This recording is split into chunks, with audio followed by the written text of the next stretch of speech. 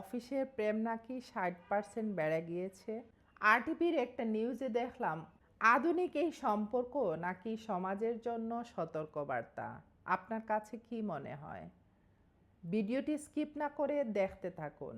আধুনিক সমাজে আমরা অফিসে 60% প্রেমের সম্পর্কে, গোপন সম্পর্কে জড়িয়ে পড়ছি। এটা সমাজে আমাদের জন্য কতটা সতর্কবার্তা হতে পারে?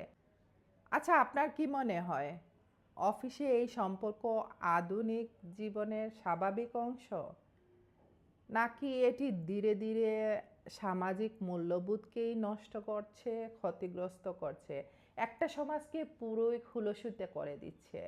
হয়তো যারা ভালো আছে, এই যে আরটিভির এই নিউজে দেখলাম 60%, 60% যদি হয় তাহলে কি 40% এরা ভালো থাকতে পারবে? 5 বছর পর কি এরাও 60% থেকে আরও উন্নতি করবে?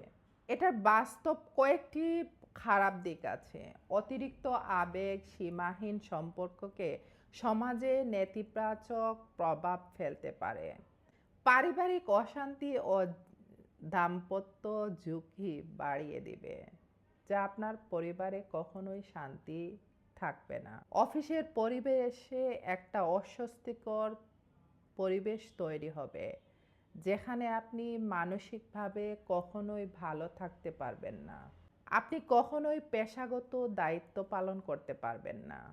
আপনি সবসময় একটা পক্ষপাতিত্ব ভাব নিয়েই থাকবেন। এটা আপনার জন্য খুব ক্ষতিকর। সামাজিক ও নৈতিক মূল্যবোধ দুর্বল হওয়ার আশঙ্কা তৈরি হতে পারে।